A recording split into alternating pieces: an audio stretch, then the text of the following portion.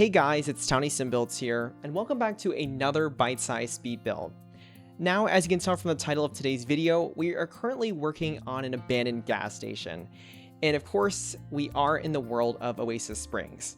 Now, if I'm being honest with you guys, this build has been kind of on and off the chopping block.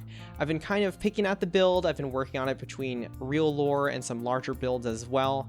But I certainly did not want to lose the inspiration behind this build. Now, in terms of Oasis Springs, I'm sure you guys are very divided. I know that some people really enjoy building in this world, and for others, it's kind of a pass. But for me, I fall somewhere awkwardly in the middle where I don't really know what to do with it. Usually the lots that I do build in Oasis Springs are very offbeat and different. I've done the 𝗧𝗛𝗏𝗧𝗖𝗛𝗛 bridal shop, I've done sort of a little more southwestern pueblo house, and then I did do sort of a larger ranch. So here we are. We're now here with a gas station, so another completely different lot, I would say. But honestly, I think this lot is going to be a lot of fun for your gameplay. So somewhat recently, I did finally get the Eco Lifestyle pack, and I think this was the sort of icing on the cake, if you will, with making this build come to life. Because this build is just very abandoned, it's very derelict, but it still has a lot of very industrial components within it as well. So I thought Eco Lifestyle was great for this, and you guys are slowly seeing the lot shape up. Now, if you guys have built gas stations in this game, I know that there are many great builders who have done actual working and not defunct gas stations. But for this build, I was really trying to make this look like this lot has probably been abandoned for, I would say, at least 5 years or so. Depending on how the desert has been to this, it could be longer, it could be shorter. But this build is actually going to be a residential lot, and I do believe most of the fixtures are actually compatible with the off-grid challenge. So hopefully this could be very fun. This could be for maybe a runaway teen scenario. You could even have perhaps a secret occult sim living here, or maybe even a criminal. Really, it's up to you guys what you like to do with this, but honestly, the storytelling possibilities are hopefully endless, so hopefully this lot does inspire some very interesting storytelling. Anyways, we just did finish up with the pumps. For this build, I did stray away from using a lot of the debug objects. So if you guys are scouring the base game catalog in the debug section, there are some gas station objects available, but honestly, I didn't really like the aesthetic. It was very colorful and retro, but not in a way I was looking for. And I thought these objects just worked a lot better. So originally, I do think I used Jungle Adventure for the wallpaper on the gas station itself, but I do switch that to Eco Lifestyle. I do use the roof trims from Eco Lifestyle. And what you're seeing now are the front windows of the gas station itself. So all those fixtures, I do believe the windows and the door are from Get to Work. So we do have a little bit of Get to Work in here, even though this lot is not considered a retail lot, because obviously, you know, just look at it. It's boarded up. We have no more customers, no more workers, no more inventory, and the state of this building is completely hazardous. I do still create a lot of realistic spaces in here.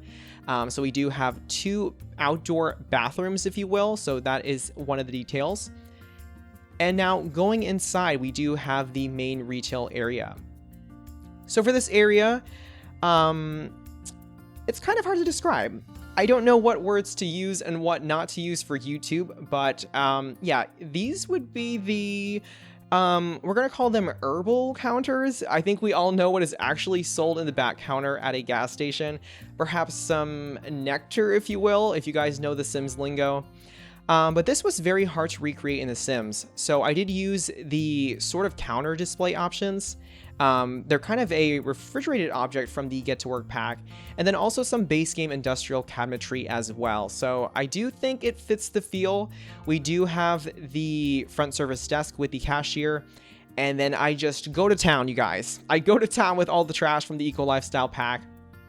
Could be fallen merchandise, it could be sort of garbage and trash from potential Urbex explorers, potential squatters, if you will. And I do make use of those freezer objects as well, also from the Get to Work pack. Again, this will not be functional as a retail lot, but of course, staying true to what the location is, I did want to make sure all of those details were in place. Now, this space was way smaller than what I originally planned, but I did want some area with kind of a baked goods or prepared goods section, if that makes sense. So I do use a few more of the cases, or not cases, I was gonna call them bookcases. I do use more of the shelving objects from the Get to Work pack and then some bakery signage. And then I do squeeze in a more retro base game coffee maker as well. I did also find these coffee bean bags, which were great, and I threw a lot of trash everywhere. I found some soda cans in debug, I found probably some old latte or cappuccino cups, and I just go to town once more, sprinkling them throughout. And in terms of the decay on the building, if you guys have the Vampires pack, it's absolutely perfect for this. I did use lots of cracks, lots of kind of torn elements where perhaps the plaster or the paint has come off from the wall. And there are also some mysterious spots that I don't know exactly what they're from. I'm gonna hope they're mold and not something more insidious, but I'll let you guys be imaginative with that. Anyways, we're moving on. There is a sort of garage on the left area because when I was building this gas station, I was thinking of ones I've been to in real life. And some gas stations, especially ones that are not part of larger chains, excuse me, they can sometimes include a mechanic area. So I figured that a garage was pretty interesting. And I thought of all places that someone could be living within this gas station, perhaps they could make use out of some of the objects and some of the tools left behind here. Now, obviously, this was originally a mechanic spot, but I did want to sort of retrofit it. I did want to use a little bit of creative liberty. So we do have the base game workbench, and we also have the candle making station from the Eco Lifestyle pack. And I will be completely honest with you guys, I've never used this object before, but again, once more, I was going berserk with those candles. I really thought, you know what? I really need to make this believable. So we're definitely using a lot of off-grid, and the candles were just a really great option. So hopefully the sim who is living here, they can obviously sell the candles they create, they can sell the sculptures or furniture they make from the bench, and you guys can also possibly fit in a easel either inside or outside of the garage itself. So that could be another way to make a little bit more income. Now, in terms of the sleeping area, I actually had a lot of fun with this. I've actually never used the little postcards that do come with the game, so I did use sort of that papery cardboard texture on the wall, and I did tack them up as well. So if this gas station was more of a tourist trap along the way, maybe the person living here is actually repurposing the postcards to sort of decorate a little bit around here. At least that was the story in my head when I was building this. Anyways, we are going back outside. I did realize I was lacking a little bit more pavement or asphalt, if you will, kind of scoping out the back area. And I do put down some gravel as well. You guys did see I used the large dumpster from the Eco Lifestyle pack as well. And for me in The Sims 3, I love watching Sims kind of rummage through and try to find useful objects, I think. Again, I've never used it in Eco Lifestyle, but I thought it was a really cool addition that did fit the lot. I also used this rain catcher, another object that unfortunately I have not used, but again, coming very handy here, especially because we don't really have clean running water, so hopefully that is a good solution. Stemming off this area, I did want to create a little tiny bit of a hangout spot. So we do use the sort of reupholstered armchair from the Eco Lifestyle pack. We do have a base game chair and also these boxes that I believe are either base game or from Get to Work. Again, more of those Eco Lifestyle candles and these really fun debug soda cans as well. So they could be nectar, they could be just soda. I'm definitely going to let you guys use your imagination on that one. Anyways, if we are living sustainably off this lot, I did include a lot of different planter boxes also from base game. So they are very kind of eclectic and hodgepodge. Maybe they created these in the garage itself using the workbench, but at least you can grow your own fruits and vegetables here, and it does add another activity for your Sims. At this point, I'm pretty much adding a lot of details to this lot. So I do use the sort of rundown grungy elements from the Vampire's Pack, adding some more distress to the walls. And finally, going back inside, we will finish this with the break room. So the break room is kind of a stock room slash break room, if you will. It will be the place where a lot of the products were kept when the gas station was in operation. And I did want to create a bathroom that was not part of the 2 defunct bathrooms outside. So for this area, I did use the base game wood paneling. Again, perhaps the sim living here is pretty handy. They kind of walled off a section of this area to create their own bathroom. And of course, the appliances themselves are lovely as ever. So make with them as you will. They're very rustic and kind of hodgepodge as well. But they do work, they do function off-grid, and of course, these lovely eco-lifestyle candles coming in a clutch. They really did rescue the whole off-grid living here. Again, I will use the postcards I found from the base game because they just work. They do scream gas station to me, so I'm thinking, again, if this was a tourist trap location with welcome to Oasis Springs, you know, grab a postcard, send it to your friends and family. Maybe the sim was handy and just kept a bunch of them to furnish the space. Anyways, the stockroom is fairly simple. There is a little bit of a makeshift kitchen, if you will. We do have the off-grid fridge option from the cottage living pack, and I wanted some kind of grill object, so I did use the base game one as well. There are some very fun details here. We do have a sort of defunct ATM machine. I think that is actually the reward that comes with the criminology career, but I thought it was fun. Obviously, gas stations are known for having machines like this. It could even be a lottery machine, perhaps, if we are using our imagination. And for the stockroom itself, this area was hard. I really didn't know what to place here, but I just figured I'd put a few random objects.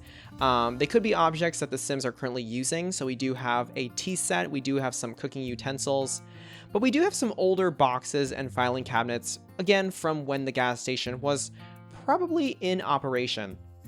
And of course, we have some possibly finely aged nectar up on that sort of bathroom cabinet area, if you will, also from base game. I do also put in some pots and pans above the grill as well, just to finish off the space. And of course, more candles.